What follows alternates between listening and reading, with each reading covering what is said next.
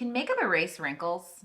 No, but it can smooth them out and last without creasing. Today, I'll show you the biggest mistakes causing creases in your makeup, and most importantly, how to fix them for a flawless, long-lasting finish. I'm a pro makeup artist who has worked with all ages and skin types for the past 12 years, including brides and red carpets. So I have some tried and true tips to help ease your frustration and help your makeup work for you. One of the most common reasons your makeup is creasing is improper skin prep. Now, I'm sure you've heard this all before, but there is a reason why every single makeup artist will stress this step. It is one of the most, if not the most important step in your makeup routine. I'm always saying if the skin looks good, everything looks good. And what's better than plump, hydrated skin? Choosing a moisturizer is also really important because you must choose one that is appropriate for your skin type. If you're like me and you have skin that's on the more normal to dry side, I would recommend something that's a little rich, a little more emollient to give you that plump, hydrated look. I love this one from Bioderma because it's great for prepping the skin and it looks really beautiful under makeup. It also works really well with my sunscreen, which is also very important when you're thinking about a moisturizer. Just gonna apply some right now.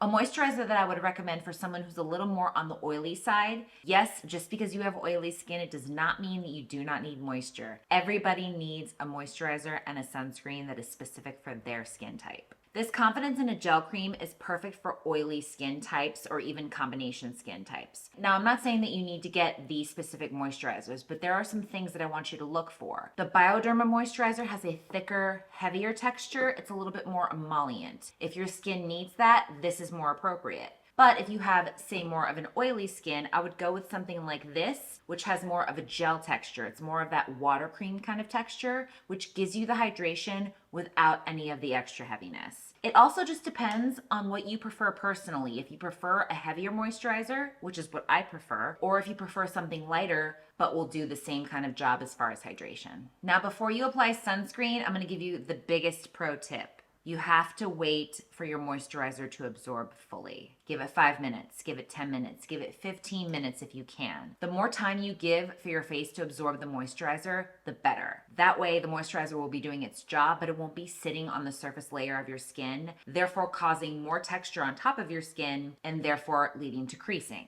Grab a cup of coffee, answer some emails, finish your hair, brush your teeth. There are ways to be productive while you're waiting for your moisturizer to absorb.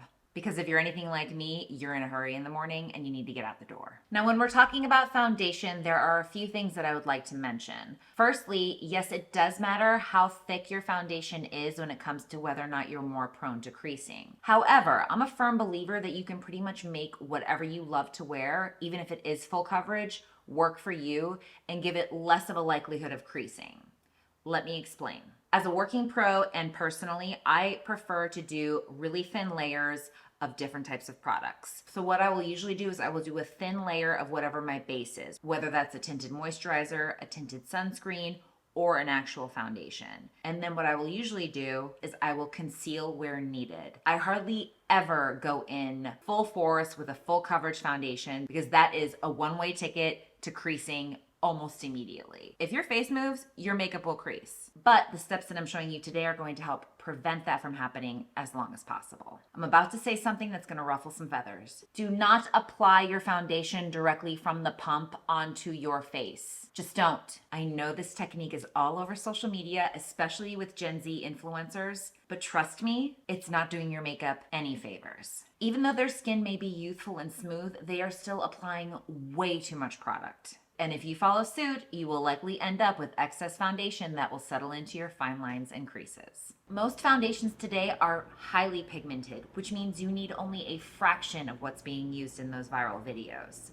Over applying not only wastes product, but it gives you less control over your application. Instead, I will always recommend to dispense it onto a palette or even on the back of your hand. This is the Chanel Le Beige Touche de Teint foundation. It is very pigmented. So what I'll do is I'll use my hand as a palette and I'll use either my fingers or a brush and I will strategically place it in the areas that I need it.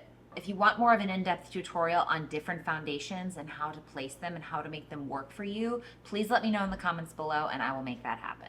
Another thing I recommend is when you're applying your foundation, keep it away from the under eye area. All it does is add an extra layer of product under your eye, which will increase the likelihood of it falling into your fine lines and creasing. Pro tip, if you're in a hurry, if you have to slap the makeup on just to get out the door and you notice that you put just a little bit too much foundation on, grab a brush, a sponge, or a powder puff. My favorite is puff, and just gently tap all over, and that will pick up any excess product that's sitting on top of your skin. It will also help to press some of the foundation into the skin too, which leads to a more natural looking finish. Speaking of applying way too much product, let's talk about concealer. I can't tell you how often I see people applying it directly to the face, blending it in, and then wondering why it creases so easily. The issue? You're using too much and you're losing control of application. Instead, I prefer to place a small amount on the back of my hand, working it into a brush like this. We're just kind of going back and forth. It's really gonna work it into the bristles of the brush. And then I'll tap any excess off. Then I apply it in light, buildable layers for a more seamless finish. I'm using a really light touch on this, like that. Your concealer is much more pigmented than your foundation. It's just the nature of the product. So less really is more. It's all about technique. I actually have a full-length tutorial about preventing your under-eye concealer from creasing, and I'll link it right up here. Now, we must set the face with powder if we want that concealer to stay put. The key is in the application. You can take a brush and place it into your loose powder. This is from e.l.f. For a drugstore option, it's great because it's finely milled and it doesn't settle into fine lines. Take the brush into the lid of the powder, tap it off. So you're gonna take the brush and place it under the under eye and roll it. And then after that, you can tap, just to make sure everything is set.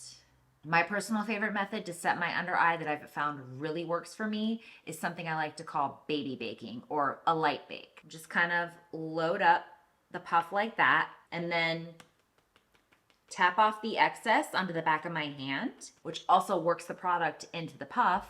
And then I will gently tap under my eye and in any of the areas that I need it. Before setting any of my smile lines, I will make sure to go back in and press any product that may have settled into them to smooth it out. And then I'll go in with my puff.